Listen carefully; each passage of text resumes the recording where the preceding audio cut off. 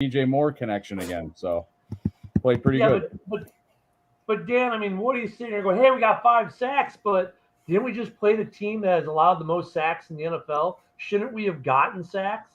Yeah. Hey, definitely. I can praise it. All right. Well, hey, let's look at some stats real quick. There we go. It's rare to see all those check marks on the Bear side. Yeah, I mean, look at third down efficiency is still an issue with them converting 6 of them.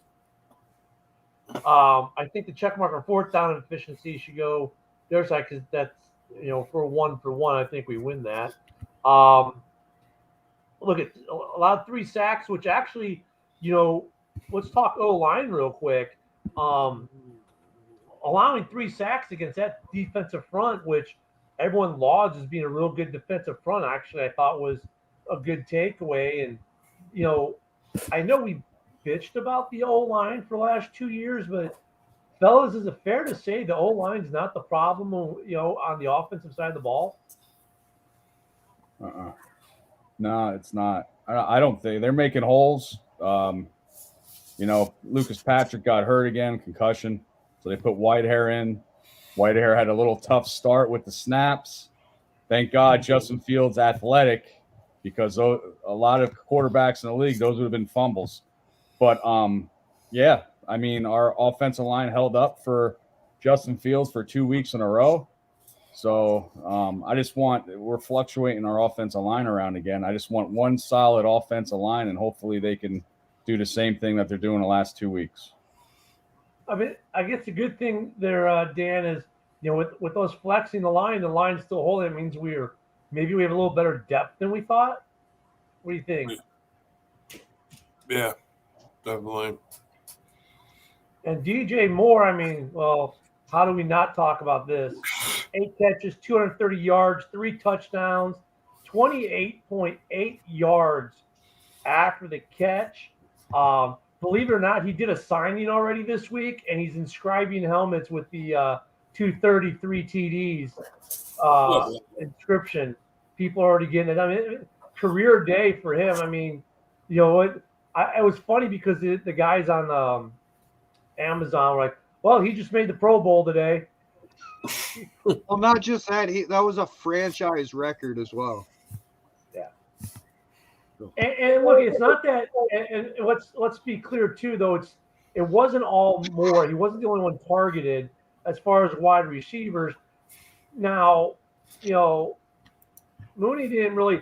There was definite pass interference in the end zone. So he got targeted 4 times.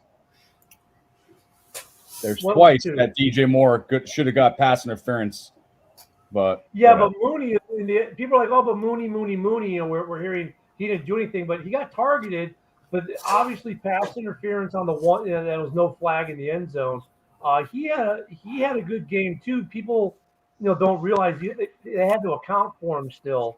I would like to see maybe more than 4 targets, but let's see. We got PFF grades too, don't we, Mike? Yeah, there we go. Look at some good PFF grades there. I think, don't you guys think? Yeah, Terrell, let me tell you, when our DBs are hurt and they're out for a little bit, Terrell Smith's been filling in pretty fucking good for our cornerbacks that are injured. I like him as a rookie. He's been playing pretty solid the last couple weeks. Dexter as well. Yep. Yeah. Well, stat-wise, I mean, Jesus. This is the year. Edwards has been, pre-show, we were talking about Edwards. Like, I can't get him off my starting lineup in fantasy. The guy's just lighting up the points. I mean, to add to this right there, it's not just the Bears leaders. It's the number 1 in the NFL in those stats. Yeah, that's just – I mean, of course, we still got, everyone else to play this week. So it's a little cheating on our end. But, hey, if you're not cheating, you're not trying. Look, I mean, these offseason acquisitions, I think Edwards and Edmonds have panned out, especially Edwards. The secondary's a little banged up. Stevenson made some nice plays Thursday night. I mean, he wasn't spectacular, but and we got no personal fouls on him this week, so that was good. I mean, he's been looking good. Considering all the injuries we have on both sides of the ball, guys, not only I think should we be happy about Thursday, but impressed because we did it without a lot of starters. Especially on the defensive backside. Yep. 3 of them were hurt out of the 5. Well, and like Woody said, running backs, no, we just got a fullback now. So, and Fields, I can't believe after this game, and there you go, Woody, your boy just got another rushing touchdown. Who's that? Oh, Etienne? Oh, nice. Yeah, I think he just ran one in. Fuck yeah. Yeah, he just ran another long one. It was a long run too. But I mean, if 35-yard run on that one, Woody. But a lot of guys are even still like after this game. Oh, we're still going to draft the kid from USC at quarterback. Well, guys, look it. He ain't coming out. Dude, come on. Right. Really? This is what we wanted. We want Yeah. Fields to break out. This is our make and break it season, or his season this year. If he keeps continuing like this, losing games, but his stats are up. We might change some coaches around.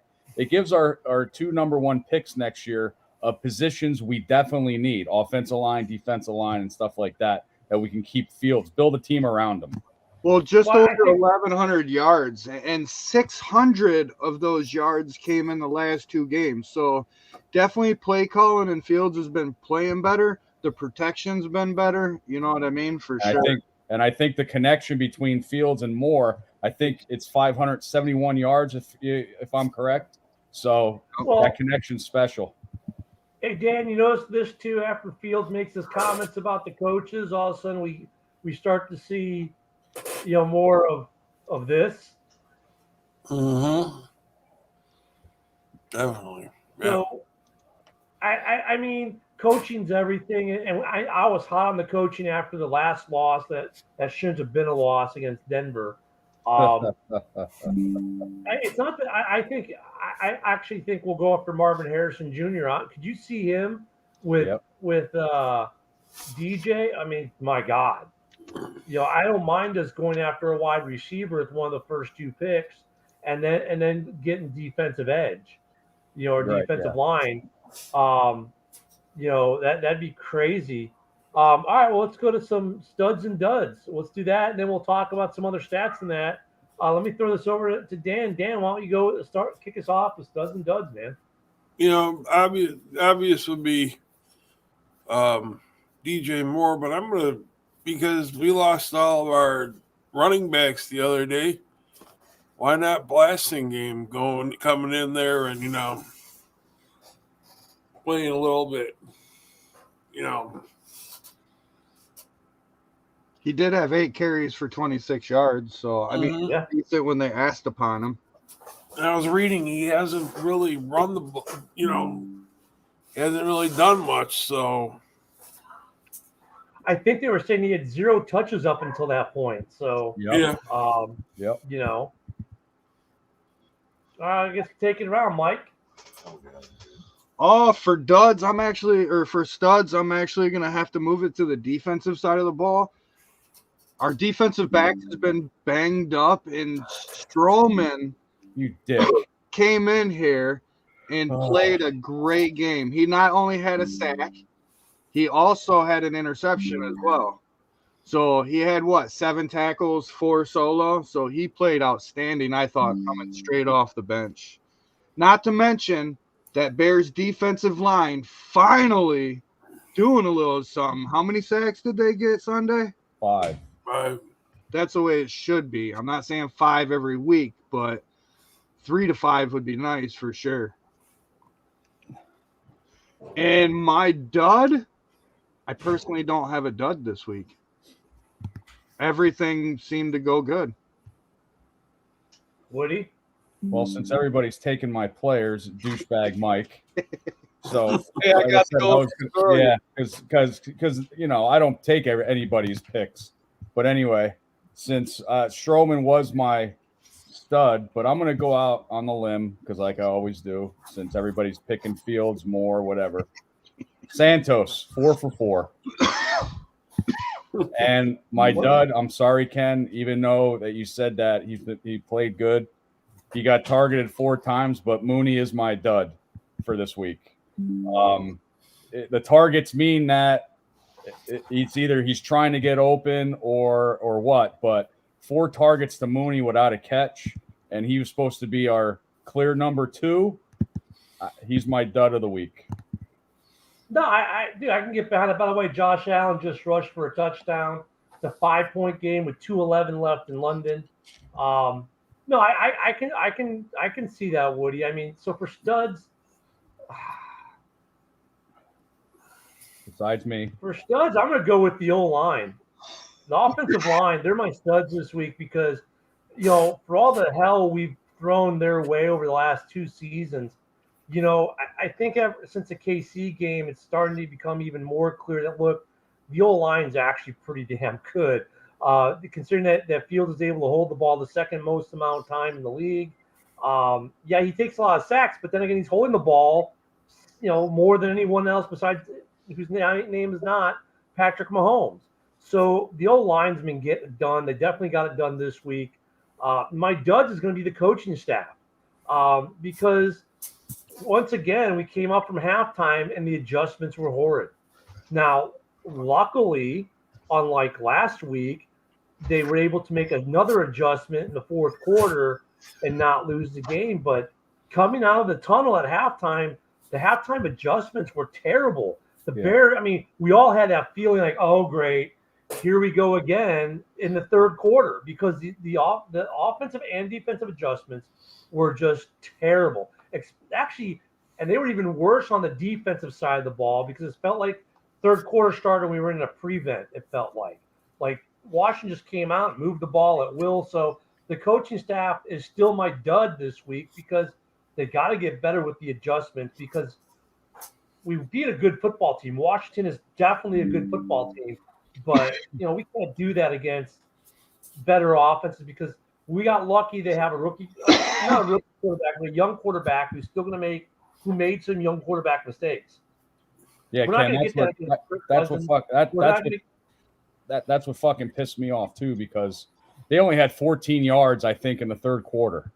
Mm-hmm. You can't do that. If we're playing like a Buffalo, Kansas City, and we're winning at halftime by that much, which we probably never will be, but just saying, they're going to come back and they could be easily up by 14, 17 points going into the fourth quarter if we play like that every time in the third. So they gotta fucking buckle down in the third quarter and come out and play the same, as they're doing in the first quarter. Don't lax. So yeah, I believe it's the coaching and the play calling. Your stud was the offensive line. I agree with you for sure. Right? He's been playing outstanding for a rookie. And Jenkins, as long as he stays healthy, he plays amazing. Like he was obviously our best lineman Sunday. Didn't give up any pressures, nothing. Well, we're gonna see him more because we got some injuries on the line. I mean, Whitehair is Whitehair, a guy who was a Pro Bowler at center, sure had some wonky snaps. But I get it. It's in the middle of the game. You're getting thrown in. But we have versatility. We've got a couple starters out. We definitely have an O-line that really – well, look, it doesn't mean I'm going to say stop drafting O-line, right? I think you always need to add depth in the trenches.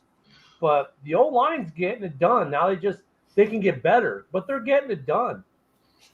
Well, hey, I guess we can get into this. I mean, I have a bunch of other stats we can go into for the season, but you know what? Let's get into the Chase Claypool thing. Now, I'll go last in this because I have some pretty distinct feelings on this. But Dan, what do you think about the Claypool trade to Miami? Remember, the trade was Chase and our 7th rounder in 2025 for Miami's 2025 6th rounder. To tell you the truth, I thought it would have been a good pickup when we got him, but hadn't done anything. So, I hate to see him go, but do what we got to do. Woody, I know you got something. He's a douchebag. I believe that we could have traded him to Miami without giving up one of our picks. A good straight up trade. We didn't have to give up that 7th. But like I said, he caused it, 2 fights in the training camp and stuff like that. He was already a head case. And, the thing that I'm confused about is what he said about is the Bears using, or the coaches using him to his ability. He said no. But then you got Moore and Fields complaining about coaching as well, and they didn't get any discipline or anything. So I think when Claypool said that and they told him to stay home, you knew it was getting done. But it's no loss for us. We got plenty of backup. We won without him. We played good last week without him against Denver. They came back and won. So I don't think it's a real big loss for us. Mike? I don't think it's a real big loss either. I mean, yeah, we lost on the trade because we gave a 2nd-round pick for him. You know what I mean? But obviously, it's better to get something than nothing. He wasn't happy. He wasn't doing much on the field. He was having issues in practice. So, I mean, sometimes you just got to cut loose. You know what I mean? And I agree with Woody. I don't think we could have kept our 7th rounder there. Swapping out picks, could have been a little better than that. I heard they were trying to get a 5th rounder, but obviously you're not going to get a 5th rounder when he hasn't done much. Now the question is, what's he going to do in Miami? Is he going to burn us? Well, no, he's going to go off in Miami. I guarantee you he's going to go off. I'm surprised. Because that's what happens when you trade a guy who's quote unquote disgruntled from a team and he goes somewhere else. What does he always do? They go off every time. I think, look, you can say this. GMs swing and miss on certain trades. There are guys, fire Polish because of this trade. Look at on paper last year, that it was a good trade. I think 90% of why he's gone is because he spoke out on the coaches. And, well, at the end of the day, he became the scapegoat for all the because you're right, Woody. Moore said it. Fields said it. Chase says it. Oh, but Chase is the bad guy and has to be traded. Look at week 1. He had a terrible week 1. He came out and said, guys, look, he owned it. I had a terrible week 1. I played like crap. I gave up. I'll never do it again. And then he came out week 2 and played great. So, honestly, as a player, I think he would have been okay. He was happy with it. Look at him and Cole Kmet are old friends. He was happy to be here overall. I don't think he had a problem with any of his teammates in that regard. I think his problem was with the coaching staff and that he is the scapegoat. Now watch, he's going to go to Miami with that trio of wide receivers now when you throw him in there. Whew, Miami's going to go off. They got to steal. They raped us. But look, at the same time, because the media and everyone else making such a big ballyhoo about how terrible Chase Claypool is, that feeds into the why we don't get anything for him. Well, he's a lot better than what we got and what we gave. I'm surprised Miami took him because they got Waddle, they got Hill. I mean, they have the number 1 offense in the league already. There's other teams low risk, high reward. Yeah, there could have been other teams out there. I guess other teams didn't want them, and Miami says, "What the fuck? Might as well get them for shit." Well, look what Miami's doing: low cost for a high possibility. Yeah. It's low risk, high reward for them. I mean, crap, you don't get any better. Yeah. And speaking of Kmet, look at finally after he signs the extension, which is funny because usually a guy signs the extension, they kind of slough, right? They got their money. Not Kmet, man. This is probably his best season to date as a Bear. And it's nice to finally see the Bears use a tight end consistently, which we haven't done since. I'm trying to think when. Jay Cutler era, maybe. The play calling has been a lot better. See, and that's the addition. That's what's helping out Kmet is the addition of Moore because all the eyes are on him. And in the beginning of the year, when we got Moore and we had our surprises and stuff like that, I did say Kmet is going to be our dark horse this year, and I'm glad that he's coming through. So, well, I mean, we started to see it at the end of last season though too. So we're starting to see that connection. Let's get into some defense because I know. Look at that. Mike was itching to get this up there. Edwards and Edmonds tougher than Edwards. look at pretty good stat line through the first 5 games. The solo tackles is what brings that out. 30 solo tackles in 5 weeks. Yeah. That's pretty good for He's a linebacker. Everywhere too. Everywhere. But I mean, Edmonds is not that far behind him. I mean, our linebacking core has been playing outstanding, but that's also the lack of defensive line. But our defensive line played pretty well against Washington, for sure. But there's actually 2 stats that everybody's going to love. And, yeah, they haven't played yet. But when have we ever got to say this? Well, yeah, I mean. Well, you know what John Dorn's going to come on and say, right? Well, how many interception and fumbles does Justin Fields have? You know what, Woody? I knew exactly what you were going to say. Bring in John Dorn. So let's just go ahead and bring up Brady in the mix. There you go. There's my stat. 32 career games. Yeah. Well, hey, speaking of legends, and we haven't touched on this, and I've actually put it in my tag below. Let's talk legends real quick. We found the Bear. Now, this is what surprised me. We knew mid-afternoon about Dick Butkus' passing. Yep. The team did not even find out until they were on the field, and the Redskins put it up on the Jumbotron, big board, whatever. But hey, we lost a legend Thursday. Over the last couple of years, I think more fans got to know Dick Butkus because he out of the blue joined Twitter. He joined Discord. He had his own server. He started to interact more on social media. Thank you, Mom. Thank you. We lost a legend on Thursday. The guy, that era of Bears football, if you think about it, Sayers, who passed last year, Butkus, because they were drafted together, Ditka, that era, they redefined the running back, the tight end, and the linebacker, that team, and so we lost a legend. Look, our heroes aren't getting any younger. I was surprised that you said that, Ken, about the not noticing that he passed away until the Bears got on the field, because they showed the crowd in the stands. Do you see how many Butkus jerseys were being worn? Young kids, young guys, older guys, whatever. I was like, wow, they're really bringing them out. When they talked to Justin, it was, the nice thing about winning on Thursday Night Football, they brought him on for post game, right? And they asked him about it. He said, no, we didn't even hear about it until we got on the field and we saw it on the board.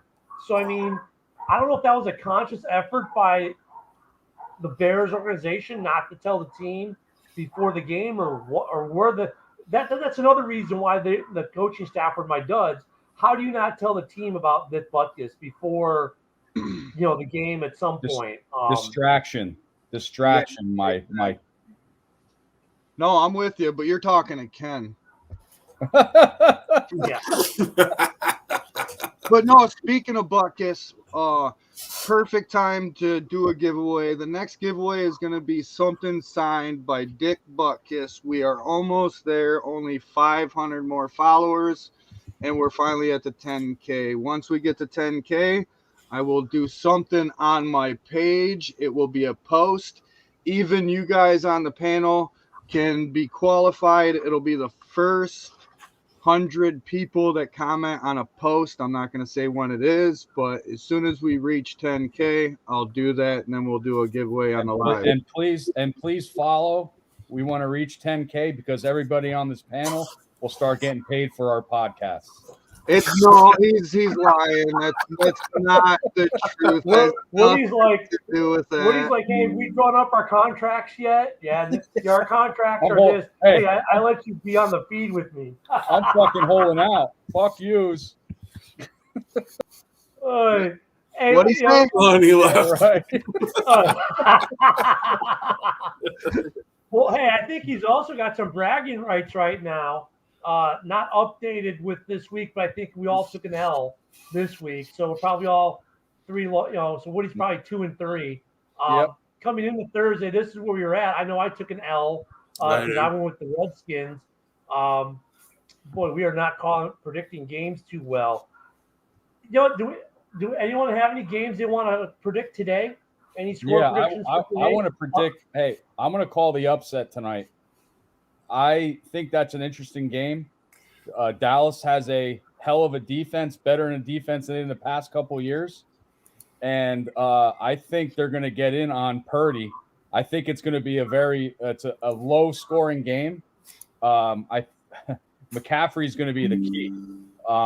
I know Brock Purdy, Mr. Irrelevant, blah, blah, blah, Ayuk, whatever, George Kittle. George Kittle's his stats are down this year. But I think Dallas has a lot better team than they had in the past going against San Francisco. I'm going to pick Dallas tonight with the upset. All right. Dan, you got a pick for today? Kansas City is going to beat the daylights out of the Vikings. Poor Dan. Come on. That's our NFC brother, man. Well, actually, I'm going to go the opposite of Dan. I never really pick with us, but I'm in a survivor pool, and I got the Lions over the Panthers. So I hope the Lions roll over the Panthers, even though they got some injuries problems. Yeah, it's going to be a whole lot of David Montgomery today. Yep. So the game I'm going to watch is actually the Panthers and the Lions as well. This is a trap game for the Lions. I was on the morning show a couple days ago. On Friday, we were talking about, this is definitely a trap game for the Lions. The Panthers are not a pushover. They got a pretty good defense. Yep. They got some tools on offense. That's one game I'm going to be watching. I think the Lions will win the game. So that's not going to be my prediction game. But, You're predicting Jacksonville to win, aren't you? Yeah, I'm going to take Jacksonville. Done deal. In fact, I'm going to make the score 25-20. Yeah, right. That's the score. Your boy E getting 2 rushing touchdowns. No, I think I'm going to do this Jets-Denver game because two teams are in. Well, Denver looks on the way up, and actually so do the Jets. Even though they lost to KC, it looks like they're finally rebounding from the loss of Rodgers. I'm going to take the Jets in this game. They'll go over the Broncos, and I'm going to get them to get this ship of theirs going straight. And I think the Jets are our dark horse playoff team right now. But that AFC East is just monster from top to bottom. So yeah, don't forget, guys. Also, because we're coming into game time here, Halas Report every Wednesday night at 7:30 p.m. Central. Every Sunday we join us here at 11:30 a.m. Central for pregame.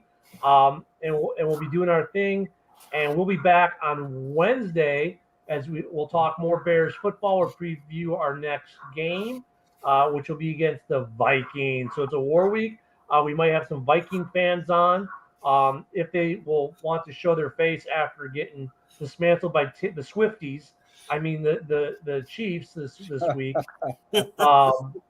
And yeah, we'll see. Actually, I might watch that game just to see if Taylor Swift is there, right? Why not? Everyone else is.